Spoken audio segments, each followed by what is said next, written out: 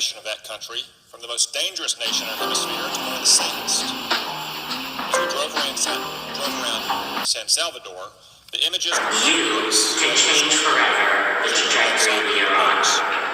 You can make couples.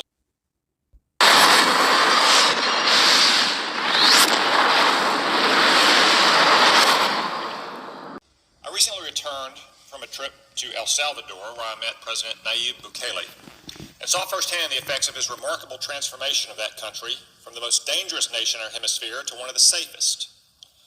As we drove around San Salvador, the images were commonplace yet extraordinary.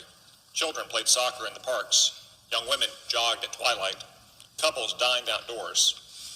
Commonplace because one should expect to see such scenes in any decent community. Extraordinary because they were unheard of just a few years ago.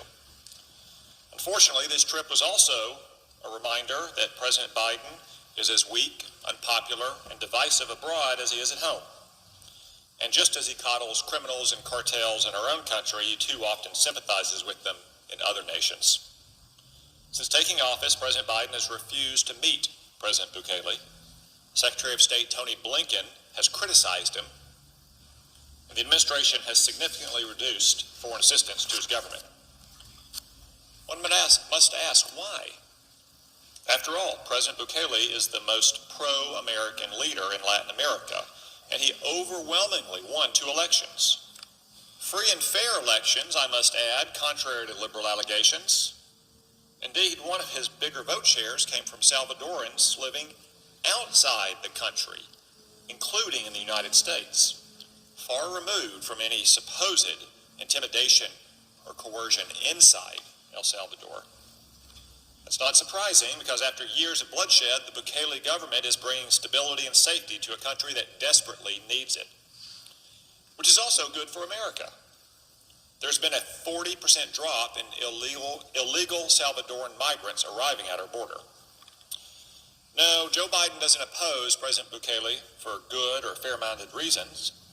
He opposes President Bukele because he's tough on El Salvador's murderous gangs, the most prominent of which is MS-13, a group with the psychotic motto, kill, rape, control. Our own country has experience with this sadistic gang. In 2017, not far from here in Wheaton, Maryland, members of MS-13 beheaded a man, cut his heart out, and stabbed him over 100 times. The year before, members of the gang murdered 2 teenage girls on Long Island, New York, using baseball bats and a machete. And just last year, an illegal immigrant member of MS-13 in California was convicted of torturing and murdering a 10-year-old boy. Let me say that again. He tortured and murdered a 10-year-old boy. That's what MS-13 has done here in America, the richest and most powerful nation in the world. It has done far worse to the people of El Salvador. And MS-13 isn't alone. Factions of the infamous 18th Street Gang also terrorized the country. Before the government's crackdown, more than 100,000 gang members and associates roamed the streets of a nation of fewer than 6.5 million people. For years, they waged war with each other and the government, turning neighborhoods and cities into ungovernable battlefields. They would impress preteen boys into their gangs, or demand preteen girls provide sexual favors, or they would kill the whole family and still take the boy or girl. As a result, El Salvador has long been one of the most dangerous nations on earth. Indeed, it was so dangerous that many of my Democratic colleagues have argued that those fleeing the country should automatically be eligible for asylum here. In late March 2022, 2 years ago, the nation reached its breaking point when gang members committed 87 murders in a single weekend, killing more people in 3 days than were killed in the entirety of the previous month. Tragically, March 26, 2022 marked the deadliest day in El Salvador since the end of that nation's civil war 30 years ago. Finally, people had had enough. President Bukele requested the declaration of a state of emergency, and the National Assembly agreed.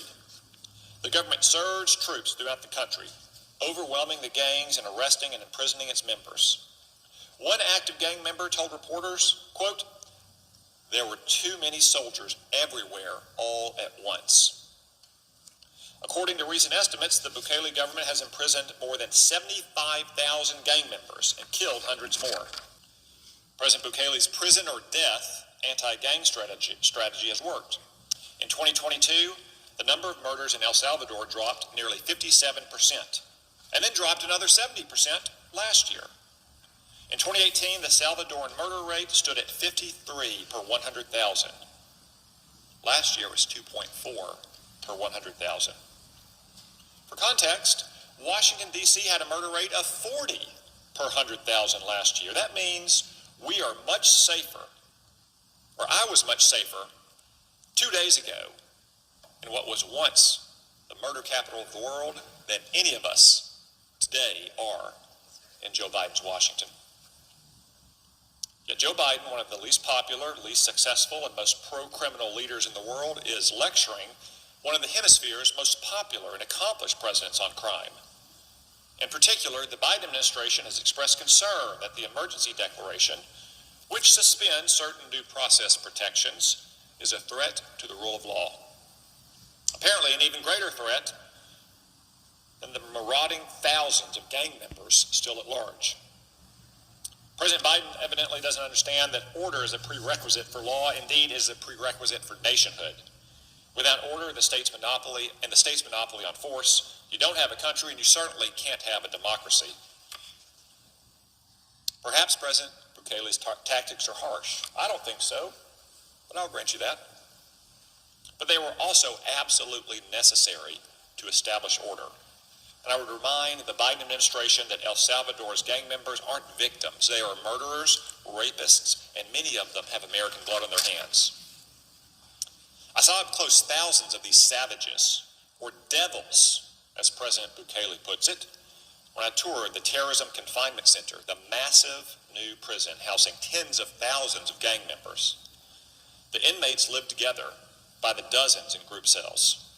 They don't go outside, they don't take classes, they don't get visitors. Most will never leave. Armed guards are everywhere you turn inside the triple-walled prison, including on the steel grate ceilings, so guards can monitor the inmates from above.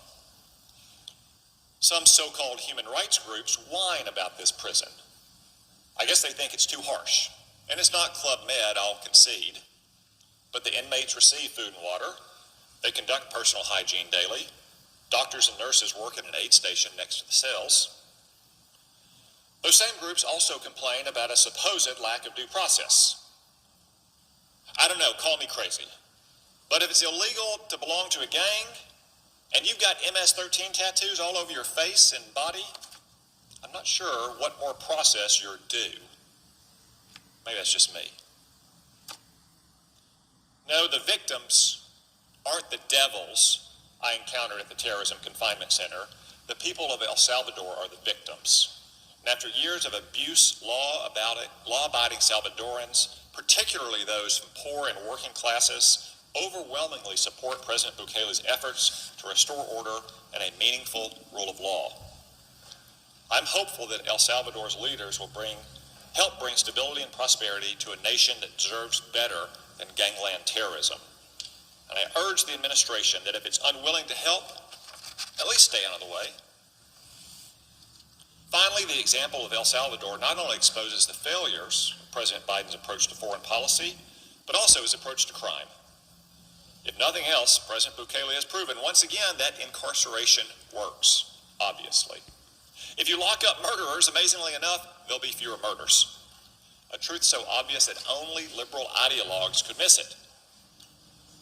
Sadly, that's what we have in many places in today's criminal justice system. Progressive lawyers who refuse to prosecute criminals. Progressive judges who refuse to sentence them appropriately, and progressive politicians who pass jailbreak bills to release them. So long as we continue to pursue these progressive policies, our communities will sadly continue to look more and more like El Salvador. Not the El Salvador of today, but of just a few years ago.